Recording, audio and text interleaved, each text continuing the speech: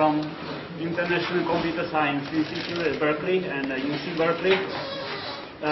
Just by the way of introduction, I met him pretty much almost the first day I landed in this country, because we met at ICAST 1983. And can I give the whole story with Alan, or shouldn't I mention it? It was very interesting. So I'm standing there with my professor, Fujisaki, and with Professor Anna Oppenheim, whom I met in Japan. So they was the second person I guess I knew in US at this time. I'm talking to them. And at a certain point, Alan talks to me and says, and by the way, the person I really hate is Morgan. I turn around, there is this guy with long hair, with a backpack on his back, and it was Morgan. They had some issues. I mean, we don't have to, it wasn't anything serious.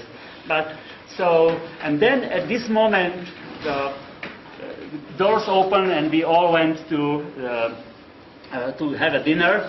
And we ended up at this big shot table somehow. I mean, all these big shots from DSP were sitting there with Alan Oppenheim and everybody. And two of us, little people. So yeah, there was nothing better to do but to talk to each other. So we talked to each other, and he says, what are you doing here? I said, I'm looking for a job. And I said, what are you doing? He said, I'm looking for people. So we met next day, and for various reasons I didn't end up with Morgan, who was then head of the speech research at National Semiconductors, and I ended up in Santa Barbara, as you know from the last week talk, of course. But we very much stayed in touch and in contact. Morgan really introduced me to neural networks. He started working on that in 1980 when no speech people actually had any idea that such a thing exists. And we pretty much hang there ever since, right? And as you can see, we did a number of works together, and a number of even interesting works which other people are interested in together. And he's my dear friend and colleague, and here's yours. Okay, thanks, Ian. Okay, guess I'll get a little amplification. This, hopefully, this will still work. So, I'm going to talk to you today about neural networks speech recognition. Not that many years ago, this would have been a really oddball topic, way out of the mainstream. This is not the case. However, I think there's enough, because of that, there's enough people who are new to the topic that they think that perhaps it was invented 4 or 5 years ago. And in fact, there's been a lot of work for a long time. And so I'm going to try and take you through a sort of historical perspective of the use of neural networks for speech recognition, going from the very basic structures to the piled higher and deeper ones that we have now. Okay, but we're going to start with a little story. So Holmes and Watson, I think probably most of you are familiar with Sherlock Holmes stories, great detective in literature. Holmes and Watson went on a camping trip. So they had a nice meal, they had some wine, and late at night, early in the morning, Holmes nudged Watson and asked, Watson, look up into the sky and tell me, what do you see? Watson says, I see millions of stars. Holmes asks, and what does that tell you? Watson replies, astronomically, it tells me there are millions of galaxies and potentially billions of planets. Astrologically, it tells me that Saturn is in Leo. Theologically, it tells me that God is great and we are small and insignificant. Horologically, it tells me that it's about 3 a.m. Meteorologically, it tells me that we will have a beautiful day tomorrow. What does it tell you, Holmes? Someone stole our tent, you idiot. So there might be a big picture that we're missing in using deep neural networks, but there are some really nice results in a number of application areas, not just speech recognition, but also in speech recognition. And there's lots and lots of enthusiasm. Now, if you've been around a little while, you saw this happening before, but that's not necessarily a bad thing. So we kind of view it as neural networks redux, and this is kind of being the third wave. So the first wave, which I'm actually far too young to have experienced directly, is what happened in the mid-50s to the early 1960s with some things called perceptron learning and Adeline systems. And this was what I'd think of as the BS, the basic structure. Then we got multi-layer networks. Actually, there were some multi-layer networks earlier, which I'll get to. But they became more popular in the mid-'80s to late 1990s with the backpropagation algorithm and multi-layer perceptrons, or MLPs. I think of this as the MS. You guys are all involved in the educational process, so you follow this. And now it's the deep networks, which are piled higher and deeper. This is the PhD period. So in the first wave, people did work with digits and some other small vocabulary speech recognition tasks. The second wave, large vocabulary continuous speech recognition, we and others did a bunch of that.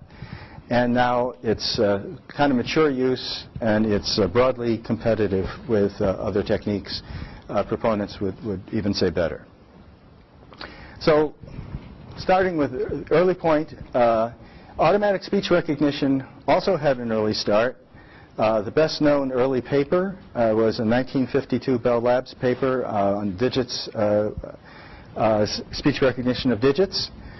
Although you could say that speech recognition work started with Radio Rex in the 1920s. Our colleague Koenig has several of these. It's a little doggy that sits in a doghouse, and if you say Rex, the dog comes out. And basically, the house resonates and breaks a circuit, and the spring pushes it forward. So it's pretty, primitive speech recognition. In fact, if you make just about any sound with enough energy, the dog comes out. So the first real one probably is this 1952 paper, and this was a digit recognizer.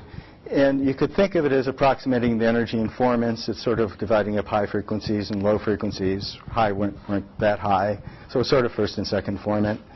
It had some robust ideas to it, insensitive to amplitude variations and some timing variations.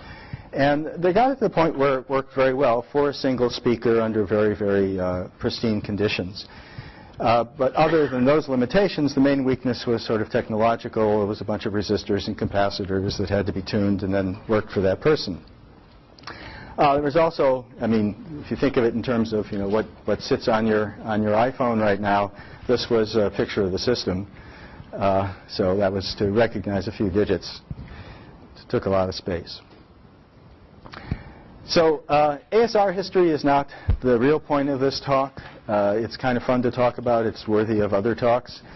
But I think the main thing to talk about with that is that we started off with templates of examples of spoken words, and then looking at the distance between them and the new word that you want to classify. This led into a period where the statistical models became very popular. Hidden Markov models are the approach of choice for many years now. This was based on mathematics that was worked out in the late 60s. The biggest source of gains since then have been lots and lots of computing. That's a point that might get some controversy, but I think basically at the least you could say is that the availability of lots of computing and storage has made it possible for people to develop engineering improvements that given it's the kind of systems that we have today. So the statistical models are trained with examples, and those examples are represented by choices for features, and the estimators can generate likelihoods for what was said, and then the connection to artificial neural networks, or ANNs, I guess I kind of use interchangeably in this talk ANNs and MLPs, they can either generate features or they can generate likelihoods. So in the first wave of neural nets being applied to speech, we had something based on McCulloch-Pitts' neuron model, which I'll mention briefly. And then people were using what was called the perceptron learning algorithm, other work with Adelines, and I'll go into each of these a tiny bit, and something that was called discriminative analysis iterative design, which is far less well known than the others, although it was actually widely used for applications. So the McCulloch-Pitts model is basically modeling the firing of neurons by having some weighted inputs summed up, and then seeing if the sum exceeds some threshold, and then the neuron fires. the perceptron algorithm is making use of this kind of picture to try to figure out how to train the weights. The difference between perceptron and add-line learning is basically that perceptron learning is adjusted using the outputs, whether the neuron fired or not, and add-line is adjusted using the weighted sum before that threshold. And the initial versions were a single layer. And in 1969, there was a book published by Minsky and Papert about perceptrons, which had a pretty negative effect on development in this area. They pointed out, among other things, that a single perceptron could not compute an exclusive OR. But interestingly, 8 years before, that same lab in Cornell that was being described in that book actually developed multi-layer systems. An example of this was discriminative analysis iterative design. So how did this work? There were Gaussians at the input layer and perceptron at the output layer. And the perceptron was trained by gradient training. And that gradient training was using an exponential loss function at the output. The first layer, hidden layer, was very much like radio basis functions that were later developed. The input patterns contributed to the Gaussian training of the Gaussians, but they were weighted based on the distance from the targets using this exponential loss function. So this was actually pretty sophisticated. It was multi-layer. It was not homogeneous layers like we tend to use now, but it worked pretty well. It actually had built into it some feature selection as well. It looked at different combinations of input features. And it worked on a number of things. It was used by NASA. It was used by McConnell Douglas for commercial applications. It was actually pretty broadly used, but it wasn't very widely discussed in academic circles. And it actually wasn't used for speech. So I only mention it just to respond to this notion that a lot of people have that we didn't have multi-layer systems until fairly recently. The add-line system, there was a 1963 Stanford technical report. This is a little obscure. I didn't know about it until Bernie Woodrow sent it to me. They did digit recognition with these add-lines, and basically they had add-lines that looked at all of these different frequency bands. That's what those each of these horizontal rows of boxes are intended to show. This, like the 1952 Bell Labs system, did work well within speaker. It didn't work much at all across speakers. Okay, moving on to wave 2. These were homogeneous multi-layer perceptrons. And the reason I call them homogeneous, again, is because each layer pretty much looks the same. It's a bunch of differentiable saturation functions that the weighted sums feed into. There were some earlier non-homogeneous systems that led into this wave. I actually claim a little bit of credit. We did some voiced-unvoiced stuff at National. It wasn't full speech recognition. This was in the early 80s using some of these things. Mikino and colleagues did consonant recognition fairly early in the 80s. Some of the more homogeneous systems, Weivel and Hinton for stop consonants in the later 80s, and many others built things largely for isolated word recognition or phoneme recognition or particular classes of sounds. And then by the late 80s, full speech recognition. So a number of us started really moving forward pretty quickly on large vocabulary continuous speech recognition starting in 1988. So Hervé Boulard and I worked with feed-forward networks, as did a number of others during this period.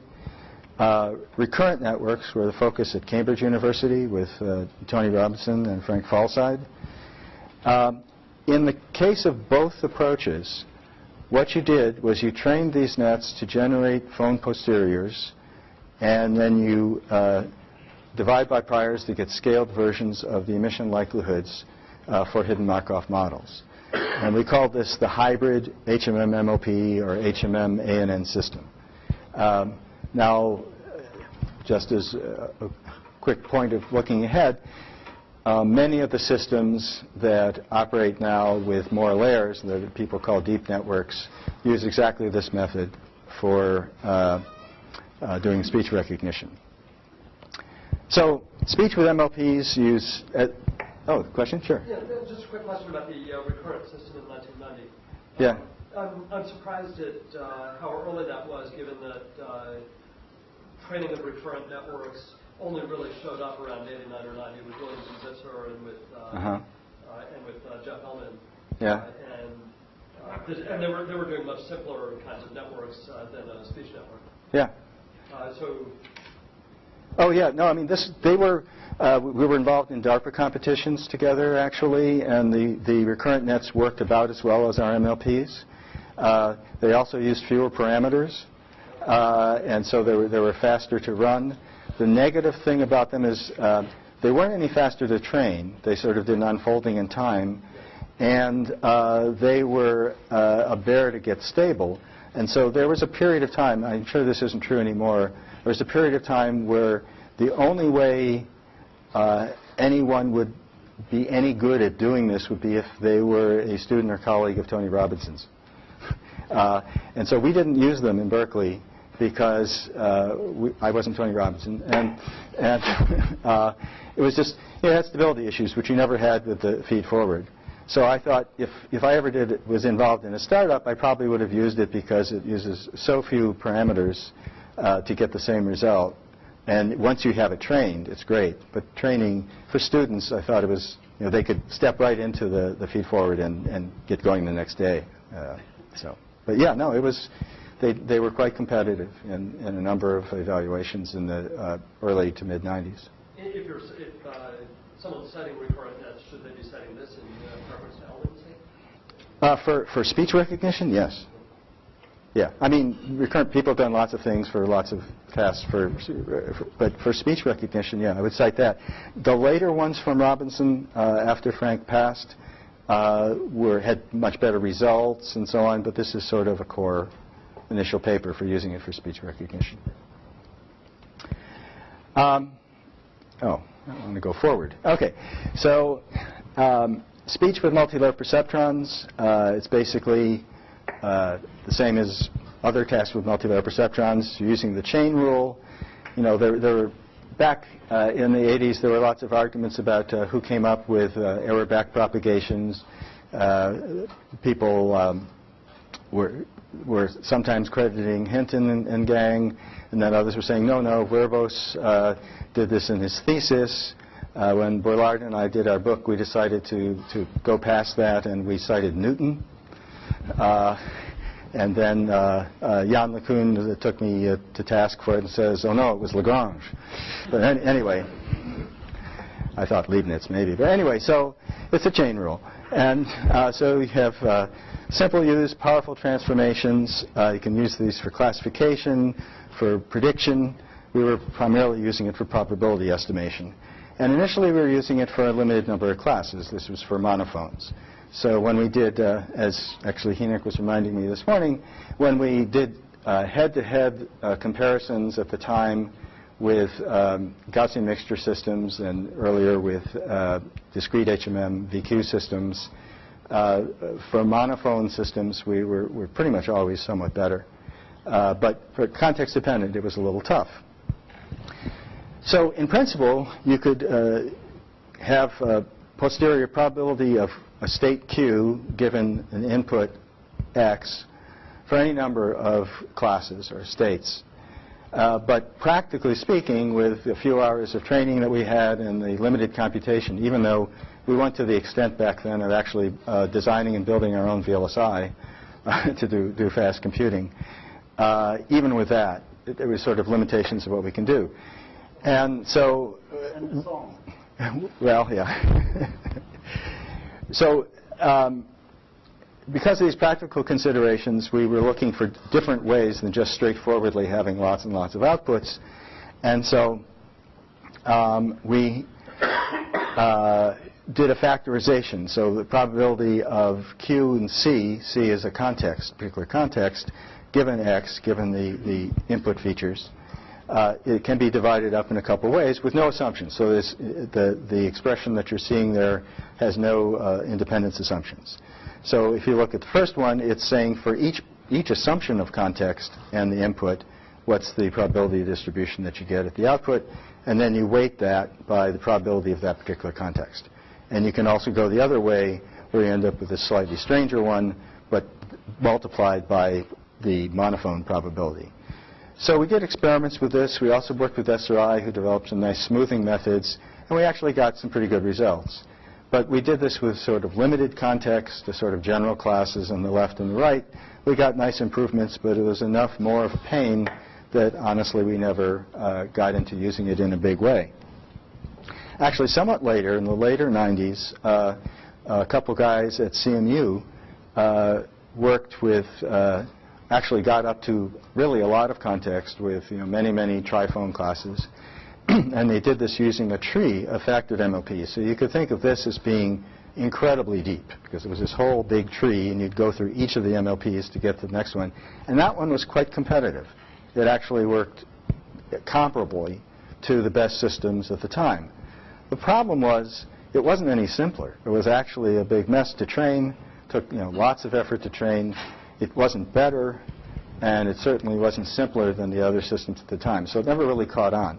But again, if someone thinks that, oh, people didn't do any work with context-dependent multilayer perceptrons until the last few years, it's just not true. So the limitations for artificial neural net automatic speech recognition by 2000, the Gaussian mixture approaches had matured.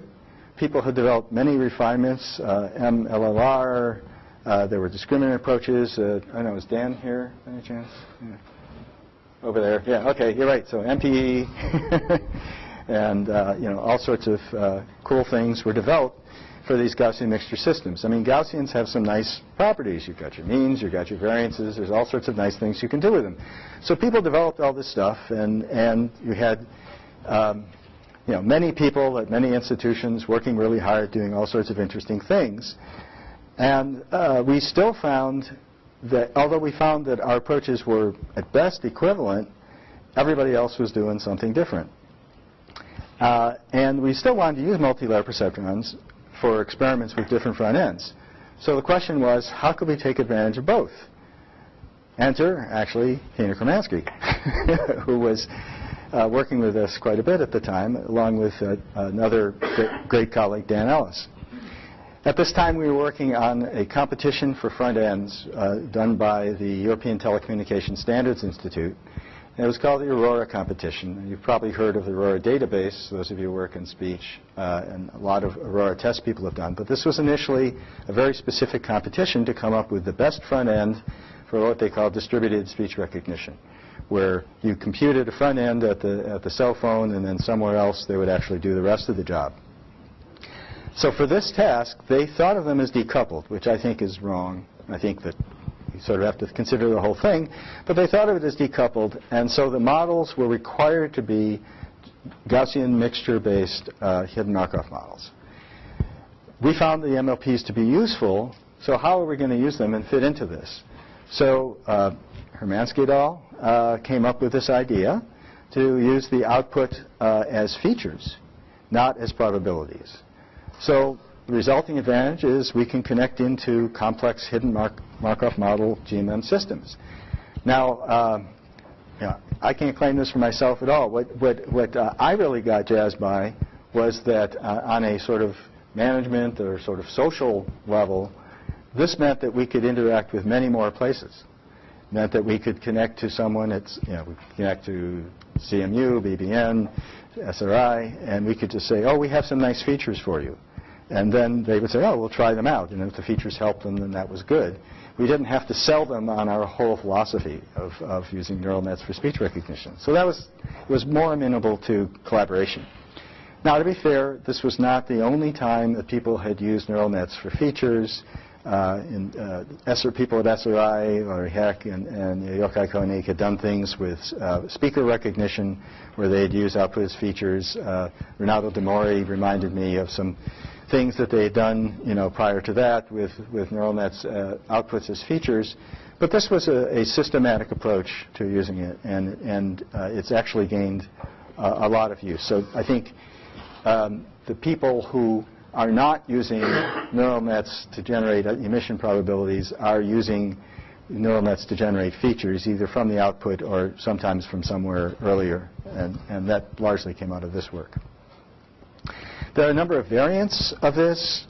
Under Hennick's group, they developed an approach using networks that were trained in a constrained manner, so that they were constrained to learn temporal patterns in individual parts of the spectrum, and then you combine them in some way. We had our own version of that in Berkeley, where we trained up something on these individual critical bands, and then we only use the input to hidden transformation. We then pasted that input to hidden transformation into another set of nets, which is basically, again, the approach that people are using in many cases when they're not using the Hinton pre-training. They're actually doing discriminant training, taking a piece from that and doing. So this was work by Barry Chen, who was a student of mine there. And then a number of approaches where people are looking at temporal or spectral modulations, such as MRASTA or Gabor features. And then something that's been quite popular in the last few years is bottleneck tandem features.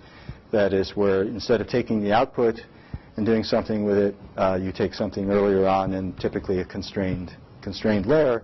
And the main positive thing about that is that you can have different nets for, say, different languages with different number of phones and so on, and you can keep the dimensionality the same, which has some convenience. Okay, so about the third wave, redux. I like this Harry Truman quote: "The only thing new in the world is the history you don't know." So there's a lot of history people don't know. It doesn't mean you can't do something new, actually, but. Okay, so there's actually nothing wrong with the original hybrid theory. By hybrid theory, again, I'm referring to the hybrid of neural nets and HMMs, where you get probabilities, likelihoods from the neural nets. Practical considerations led to the earlier victory for GMM approaches. The fact that it is more straightforward to do these very, very, very context-dependent systems with Gaussian mixtures. So the fundamental issues were how to apply many parameters usefully and how to get these emission probabilities for many phonetic categories. But parts of the solution are already there. So applying many parameters, well, traps, hats, and other efforts did already show how to generate MLPs layer by layer. Many phonetic categories, well, if you have a lot of data and you have enough computation, you can do that. Learning approaches, that is, how can you benefit from many, many parameters? There were second-order methods and various forms of regularization that people were experimenting with in the 80s and really got very far in the 90s. But someone had to do this. And, to be fair, people weren't doing this until in the last 6 years or so. So what's, I think, most important about this revival is that people are doing it.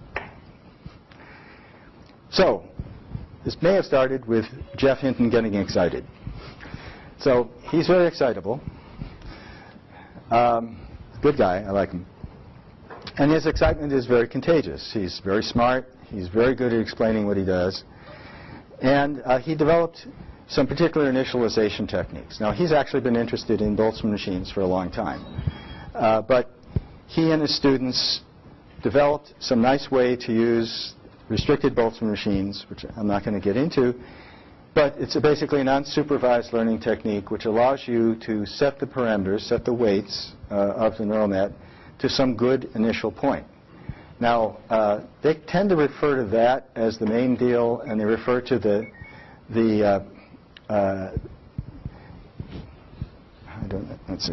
I don't know how to, there we go. Yeah, because it's not showing up my screen. Okay, I got it.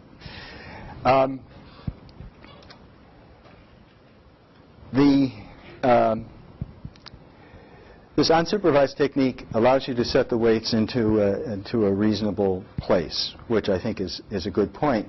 They refer to the error backpropagation part, discriminant part, as being fine-tuning, which I find kind of funny because without that you won't be able to classify anything. But anyway, it permits the use of lots of parameters. I had an email exchange with him at one point where he was. I was saying, well, you need a lot of, you have a lot of parameters for the amount of data, and he was sort of saying that's sort of the point, that in fact you can get useful information out of many, you can usefully set many parameters, even though you don't have quite as much data as you might like. So he talked the guys at Microsoft into working on this, and they got excited about that when they got some good results. They started off with TIMIT kinds of things. They went to large vocabulary ASR, and they got some good results. People at Google and IBM got curious about it. They tried it, and everybody wrote lots of papers, and everyone got excited. So initialization is, having a decent initialization is actually not, the general idea at least, is not particularly new. Back, 25 years ago, when we were starting a new task, we sometimes would take the weights that we had from working on some other task and start off there so that it was somewhere reasonable. We had sometimes used it for transformation to new languages. We had nets that we used in tandem mode in a large project where we trained them on English, and then we were going to Arabic, so we started off with the ones we had from English. So having a good initialization can be very helpful when you have insufficient data for the new task. Yes? I think you're going in direction. I have a question on really this question of initialization. What does it mean?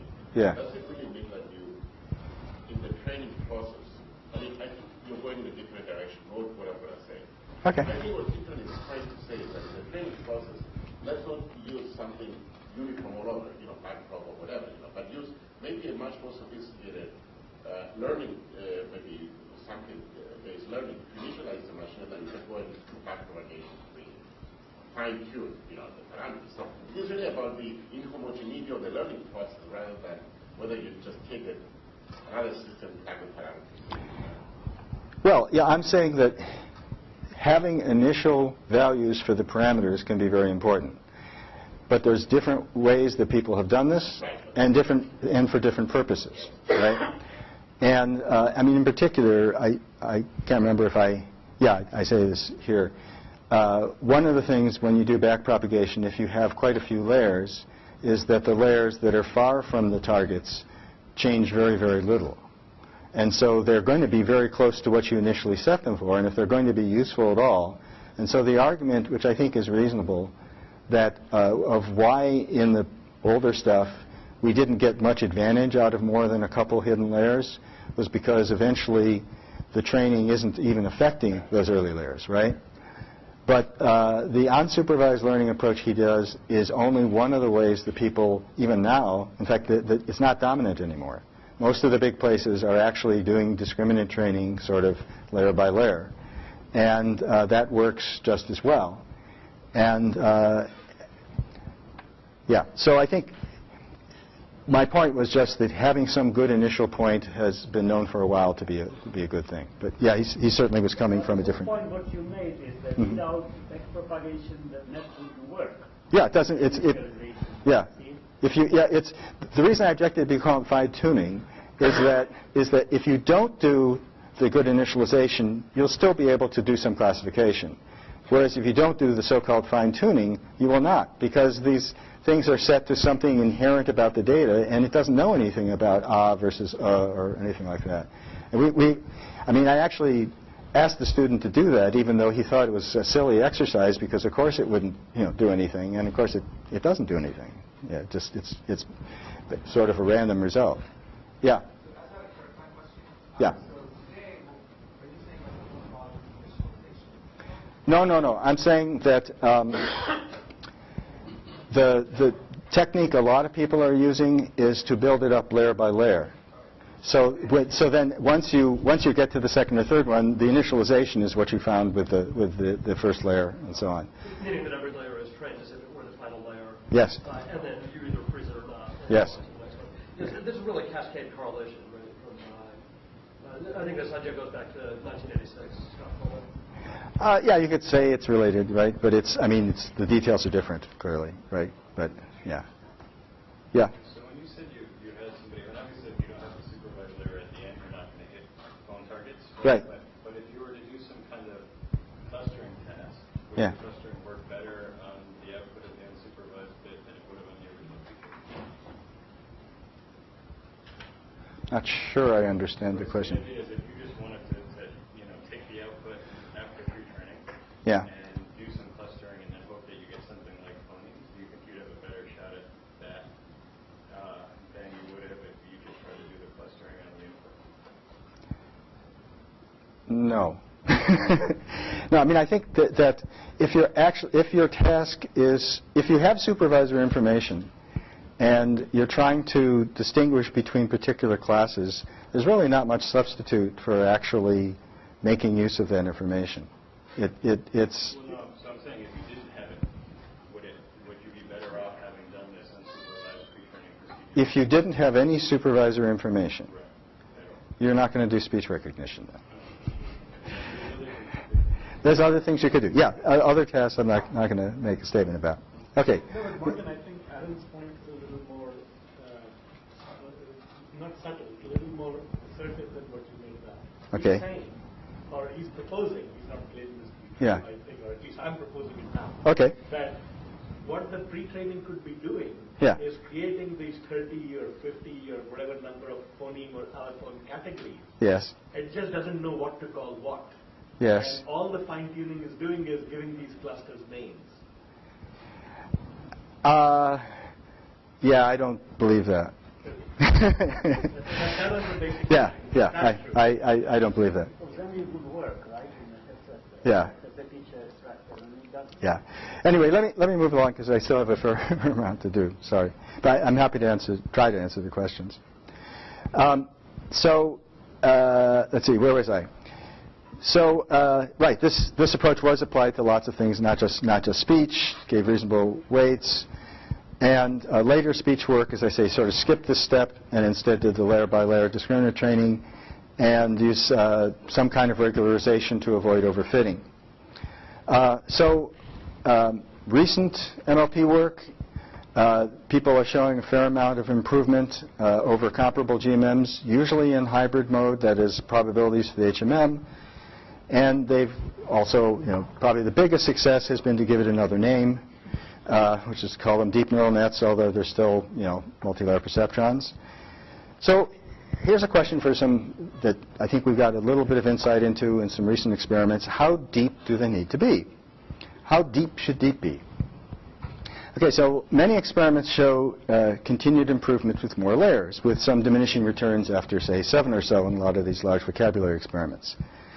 But the underlying assumption is that there's no limit on parameters. So we were asking, what if we did put a limit? It's not a dumb thing to do to put a limit on it because there are practical considerations or time and storage, for running these things and training these things and so on. And you could think of the number of parameters as being a not completely unreasonable proxy for resources in general. So Oriol Vignoles, who's been working with me, did this work that we reported at Interspeech this year, which we call deep on a budget. So you have a fixed but very large number of parameters. It was quite large. It was more than the number of examples that we were training on. And the old rule, which used to call Uncle Bernie's rule, Bernie Woodrow came up with, was that you're supposed to have 10 patterns for every parameter that you're learning. It's a little outdated because there are these regularization techniques and so forth, and you can actually do better than that. But anyway, so this is common now in these deep nets for speech. They commonly have more parameters than they have patterns. Yeah, and it's partly because they have some nice initializations, partly because of nice regularization techniques and so on. But anyway, let's say we have. I just was concerned that people wouldn't say, "Oh, you used too few parameters." So we have a large number of parameters, but it's fixed. And so that means as you change the number of layers, you're varying between narrow and deep versus wide and shallow. Now, there have been quite a number of experiments that people reported before this where they compared one really huge hidden layer with a deep net. And they always come out that the deep net is better. But what I was thinking is, okay, it's good that they kept the number of parameters the same, but let's look at all the steps in between. How about with 2 layers? How about with 3 layers? And so on. So what works best? And we did this with a data set where people commonly vary the signal-to-noise ratio, which is the Aurora 2 data. Lots of limitations to this data set, so I don't want to make too broad a claim for data sets in general. But anyway, this is digits with additive noise from train stations and speech babble and lots of other sources. Many people have worked on this. So we have a fixed but large number of parameters and clean training. So we're looking at the mismatched, not the multi-style training case. And what is best? Well, it turns out that for some signal-noise ratios, 7 is best. But for most practical signal-noise ratios, 10 dB or better, 2 is best. By practical, what I mean is if you're getting 4 or 5% error on digits, that's bad enough. That, that's probably as bad as you can deal with, even with some other constraints. Worse signal-noise ratio than 10 dB, people get really quite terrible numbers. So for most practical signal-noise ratios, 2 is best. And then we said, well, what about maybe we just picked some very particular point in the number of parameters, so we'll try with half the number of parameters and twice the number of parameters. And we got qualitatively similar results. So a hypothesis is that how many layers you should have, if you have this constraint, might be task dependent. So here's a picture of showing what the best number of hidden layers were for different signal-noise ratios. It varied between 2 and 7. But if you look at the last bar on here, this is the average over all of the signal-to-noise ratios that are 10 dB signal-noise ratio or better, which I'm calling the usable amount, again, because of the kind of error rates that you get. And 2 is actually best in this case, not 7, not 6. To give you an idea about the word error rates, this picture is varying between 3.8 at the bottom to 5% at the top. And the best number is something like 4.3%, a little under 4.3 for two hidden layers. And I think because of the small differences that I'm showing here and the size of the task, I wouldn't make any grandiose claims about this, saying you must always use 2 or something like that. But what I would say is you don't really get any benefit from going to more. And that is, again, with this constraint of having the same number of parameters. So, so that's a good stopping point for the question, yeah. Yeah, I'm wondering, the bumpiness of the graph is a little puzzling. Is there only one network in the case, or did you average a lot of random restarts? This is just one network. It's true. Yeah. So no, you're right that we could improve that by trying a lot of different starts. But I think the point of this was not so much to say this is the one you should use, but to say you should exercise caution in thinking, yeah, that's really more the point. Yeah. No, you're right. You get better analysis if you did that. Okay. Now, another thing about this third wave is that I would say that true believers think that the features aren't important. It doesn't matter what you feed it. Machine learning is wonderful. It will learn everything. This is demonstrably not correct. It's an example of garbage in, garbage out. People have done experiments on small tasks with waveforms. Back in the day, we did this and got some pretty terrible results, and I have to say that the people doing this now are getting better results than we did with waveforms. That's great. But they are still worse than fairly simple features, MFCCs. Yeah, just this speech time series from a microphone. I mean, you could argue, as friend Hynek has pointed out to me, that isn't necessarily the original either. That there's the issues of what you're capturing with a particular microphone and only one microphone and so on. But anyway, taking that as a given that you get the waveform, they still don't do as well as you do with features. But you might say that was quibbling because it's kind of amazing if you get 23% phone error rate on Timmit. The best results are maybe 19% or something. So that's exciting. We used to get more like 60% error rate trying out the waveform with our techniques. However, it's not really true because if you read, so I'm thinking in particular of a paper from Hinton's lab in 2011 where they did Timmit phone recognition from the waveform. If you read the paper, they actually took the absolute value, they floored it, they took the log, they averaged over a number of time delays. And so they did one thing after another that basically obscured the phase, which is one of the key things that happens when you take the power spectrum. The logarithm turns out to be kind of a hard thing for the system to learn, which seems like it wouldn't, but actually the automatic systems are not learning the logarithm without you taking it. If you take a deep net and look at the power spectrum, then you take a deep net and look at the log power spectrum, you actually do significantly better. So the features do kind of matter. There was some more recent work this year, I think from IDIAP, where they proceeded from the waveform and they were using convolutional nets, and they also did reasonably well. But they were doing max-style pooling of the convolutional nets, and this also obscured some of the phase effects. So I think doing something at the feature level is important, and when you start looking at mismatch cases and all the many results that people have of interesting ideas that people have for how to combat the problems of mismatched acoustics, MFCCs isn't even the right comparison point. I mean, MFCCs are pretty poor compared with a lot of the features people do. So I think this is just wrong. And so the purpose of the front end is to improve ASR by, quoting my colleague Hina Kermansky, to destroy information.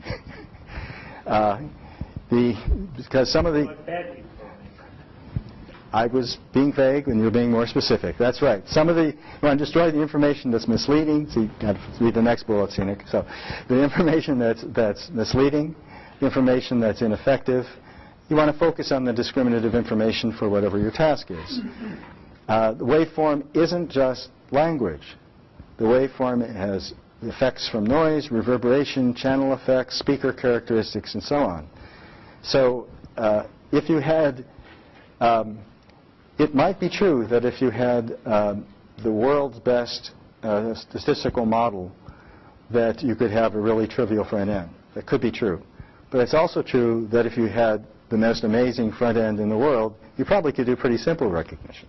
So I think the deep nets are very nice. I'm really happy that they're moving forward. It's stuff that we've been interested in for a long time.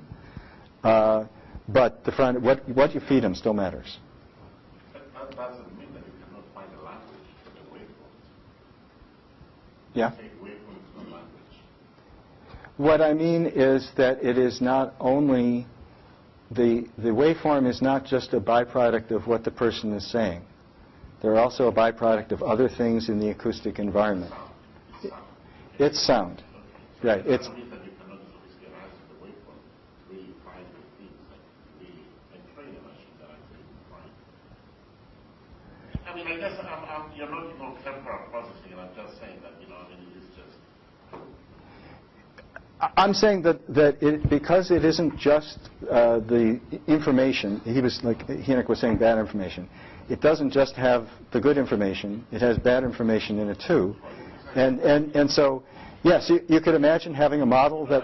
We have to be careful generalizing in kind of, I don't think it's all skills, because you'll go and say, well, tomorrow, Nelson said, well, we shouldn't really do this. What is it that I'm saying we shouldn't do? I think, the argument that you cannot work with the waveform is kind of... Oh, I'm not saying that. Okay, so that is really the point. No, I'm not saying that. What I'm saying is... Okay, I'm saying is that it's probably pretty hard because there are things that you can do that are pretty straightforward.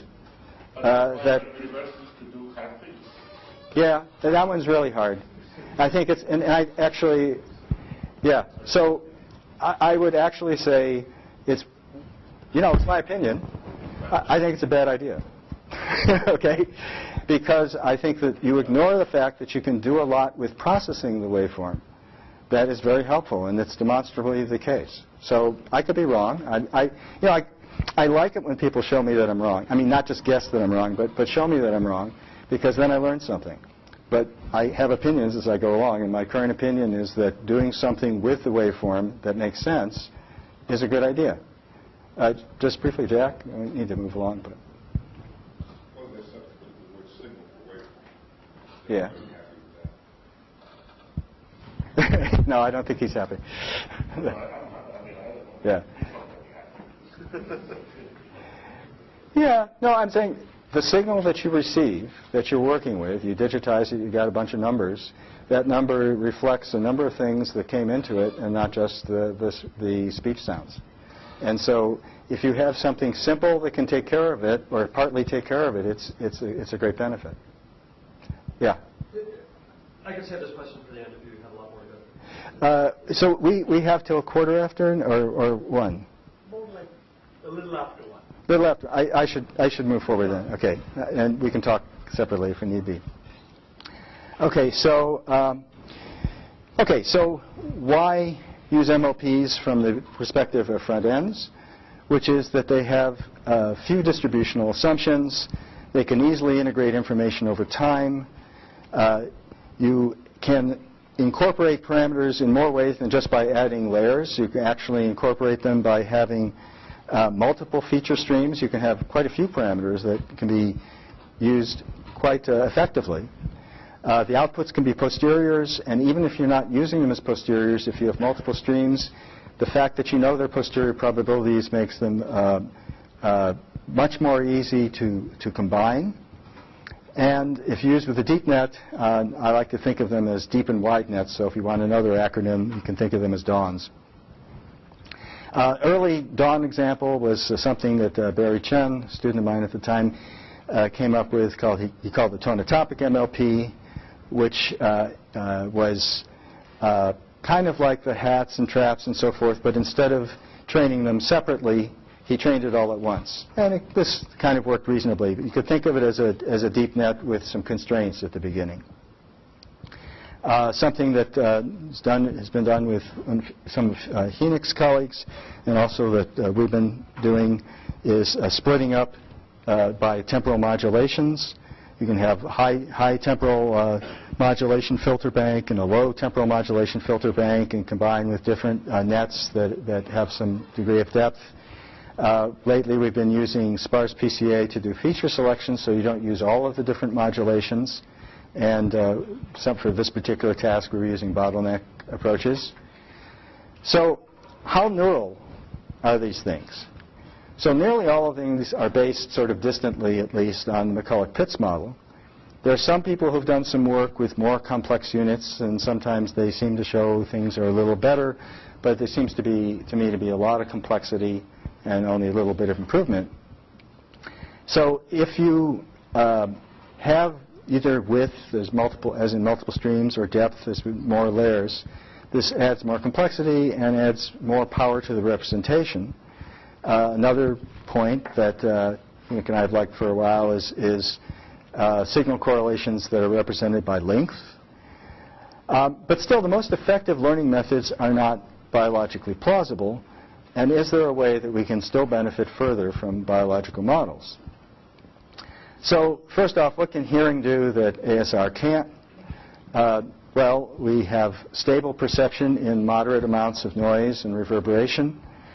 We have the cocktail party effect, which is you can hear one voice out of many.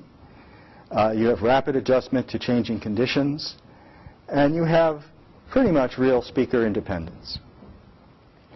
So how can we learn from the brain? This is just something that I'm excited about recently, so I'll just tout it for a couple minutes. There are new sensor capabilities that permit direct cortical measurements, ECOG. Basically, this is a bunch of sensors placed right on the surface of the cortex for surgery patients. It actually has a clinical purpose, but while they're there, you can read them timid sentences and so on. And this is giving new clues about source separation and noise robustness, and I think we can learn something from that. So the hope is that measurements like this can lead to new processing steps. We can take this system that works pretty well and try and get some other hints of what to do. The processing steps can suggest new structures. I think it might not just be a question of adding on sort of homogeneous same size layer after layer after layer, but maybe there's some structure that's suggested by it, much as we had some interesting results from the structure of separating out the low and high tempo modulations. Having some combination of signal and computational levels, I mean, in the end, you build a system that has models and it has feature processing. And all of it works together, and you probably have to think of the whole thing eventually, even though for our research we tend to focus on one part or another.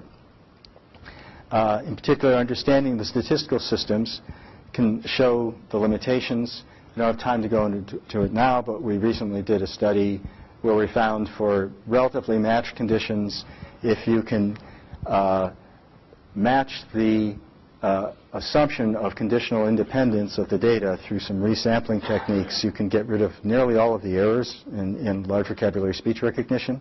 It's an artificial case. It's not something that we then can apply to what you would do in a system. But diagnostically, it shows that there's a huge number of errors coming from that. And for a mismatch case, it's the invariance of the front end that you can show. There's many different waveforms, for particular speech sounds under many conditions. But if you can have an invariant front end, you actually, in principle, could get rid of the rest of the errors that show up. So you need feature stability. You need features that are more stable under different kinds of acoustic conditions. And you need models that can handle dependent variables. So getting up to the conclusions here, just a couple slides. Good. And maybe we'll have a few minutes for questions. So using artificial neural nets, multi-layer perceptrons in particular, for speech recognition, it's really 50 years of efforts. The current methods include tandem. As a subset of that, there's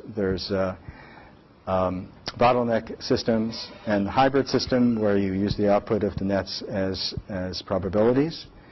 Multiple layers do sometimes help. If you have a fixed number of parameters, you might see whether it actually helps to add lots of layers.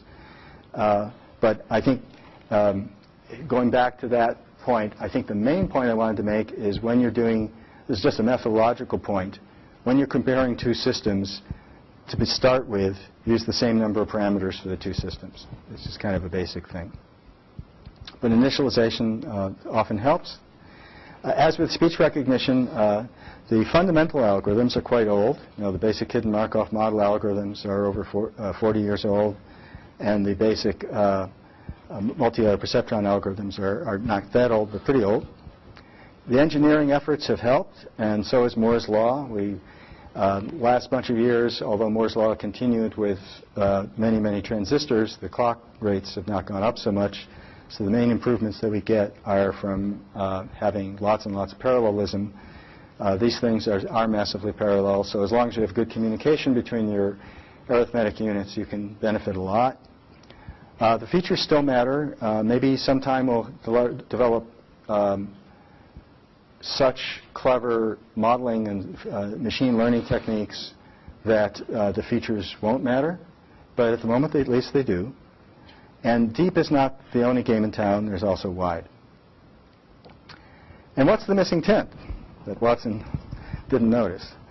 Well, speech recognition still performs badly for conditions unseen during training. So we still need to look hard to find the tenth. And that's, as you pointed out, that's really for the younger people here to actually find. And if you find it by striving to prove some of the things I've said wrong, that's great. Usually it's the Okay. That's it.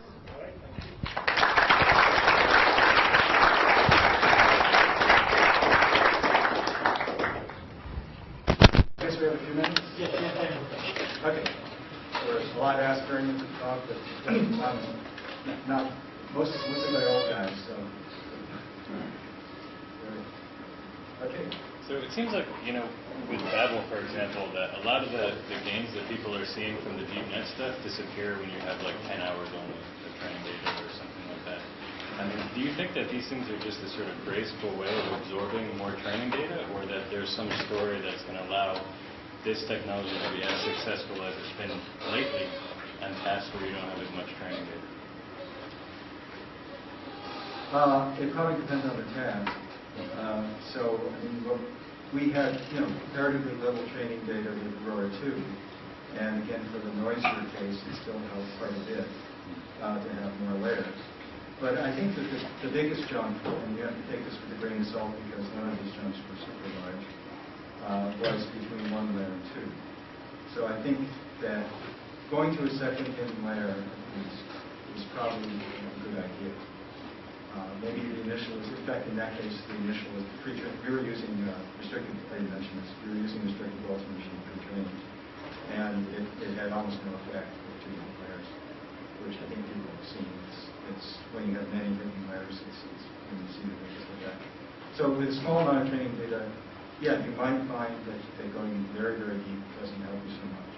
But if it's a task that's very difficult, you might find that some width might help. If the width, it's not just width, maybe something I wasn't clear about. It's looking at the signal in a bunch of different ways. And so if you can look at the signal in a bunch of different ways and have some reasonable way of telling the system which ones you should emphasize, I think that can be very helpful. Yes, sir. So the vision community, there is an undercurrent, mostly by very well-known, driven by a few people that are really fantastic statisticians, that they are really anti-statistical, like Stu Giemann, Kenny David talk about. Really, statistics, all these abstract models and big neural networks and whatever, without really building knowledge in the system, doesn't take us anywhere. Knowledge like geometry? Yeah, geometry, knowledge, yeah. Physics in this case, yeah, exactly. That's what I meant. Yeah. So, is there an analogous, do you envision an analogous undercurrent here where we're going to go more towards more physical models, production and whatnot, or you really think that doesn't really matter? Well, there are people who are very interested in physical models for production of speech. I think that kind of makes sense with a generative kind of system. If you're talking about a discriminative system, I think it's more interesting to look at perception. So that's why this is where I think Nick and I are unified, that we want to look at how, what's the process for actually perceiving speech. And if you can have a model, a physical model of that, it can be very good. Now, one of the things that is tricky about that is that the human hearing mechanism is there for many things other than recognizing speech. It was there a long time before. And so, you could, years ago, a fellow came to Berkeley from Caltech who was working in Carver's Leeds group before that, named John Lazaro, and he built a bunch of very clever chips using subthreshold MOS that put out all sorts of interesting things that they measured in auditory systems of animals. And the results were very noisy, but they thought, well, that's fine, because things are noisy in the brain too. And then he tried feeding these things into HTK, and the results were terrible. We were happy because he plugged into a neural net system and was much less judgmental about the nature of the features it fed in, so it did much better. But with these chips, he never got any better than MFCC. But why is it relevant? I thought my comment was more about the HMMs and the GMMs on the front end. Because if you were, I misunderstood. Yeah, because it's not really. It's where you in a sense the HMM it's your hypothesis generating machine, but it's a very trivial or a very Right. Tractable and all that. So that okay, yes, I guess. Okay, so let me try to answer that one instead. Yeah, I didn't understand the question. So yeah. So I think the model, if you're using statistics, which I think is one place to start. If you're not using statistics, I don't know where you go. But if you're using a statistical model, then the core question is what is the nature of the statistical dependencies between different things in the model? Yes. And so, for instance, people, Jeff Bill, that's right, this GMPK, which is a graphical model toolkit which allows you to put in just about any dependency anywhere. The problem with it is that then you don't know where to put it. And so I think, yes, changing that model in such a way that it reflects the nature of the signal that's received, the dependencies in it. As I said briefly in that one experiment, we found that at least under match conditions where you don't have the problem of the representation not being invariant to different acoustics, in that case you get rid of essentially all of the errors when you screw up the data in such a way that it matches the engagement assumptions. So this at least implies that if you change the model in such a way that it better reflected the actual dependencies in the signal, you go a long way towards and the generation, the machine that generated the signal that you're actually the environment and the environment. Yeah, sure. Yeah. So when you're talking about the importance of features, you mentioned that, say, log is kind of surprisingly hard to learn. Yeah. I guess this is a local optimum thing. Can you elaborate or speculate a little bit more on why? Like, is it because of the particular artifact, the way that you tend to initialize things, or? I really don't know. It's just an example that people have seen that they end up doing one sort of little thing after another in order to get up to reasonable performance when they are proceeding from the waveform. And so the logarithm turns out to be important. But that's, when someone publishes a paper, they also, they tell you a certain amount, but they're maybe not telling you exactly everything that's in the code. And so we haven't experimented with that ourselves, so I don't know. Right? Yeah.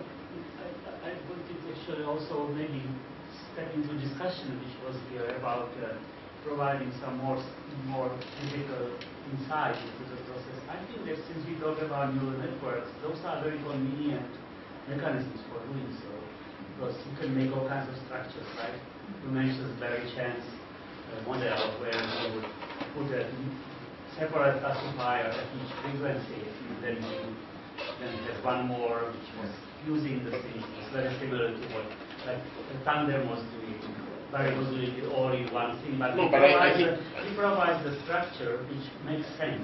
Yeah. You mean more general graphical models, more general. It doesn't have to be neural networks. Right? No, but since we are at neural networks, I just wanted to point out that this is a very convenient mechanism for doing so. Because you can do things like you have one stream which takes low modulation frequencies, one stream which takes high modulation frequencies. You can combine them in various ways, which of course come from the knowledge what we sort of observe in a perception. So that's not very good for this. No, so I think clearly structure can be built in that way, but I think what he's referring to is, in all of these cases, at least presently, we feed into an underlying statistical model, which currently is a hidden Markov model, right?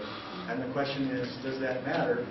And I think it does, even though I like to play around with the front end, but it's nonetheless true that again, when you resample the data in a clever way, so that you get rid of the mismatch between the conditional independence assumptions of the model and what's really there in the data.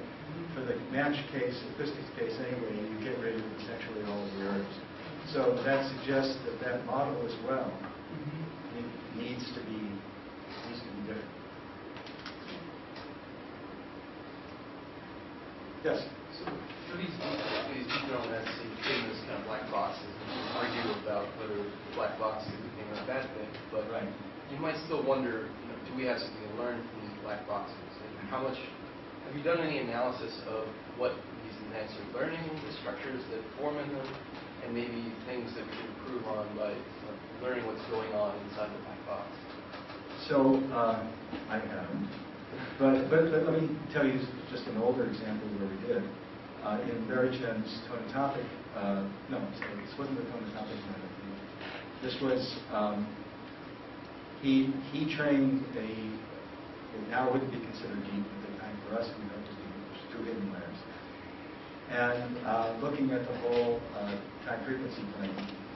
And what he found was that when he had sufficient data, he ended up with patterns that were very similar to what he was getting with the traps and hats and so forth.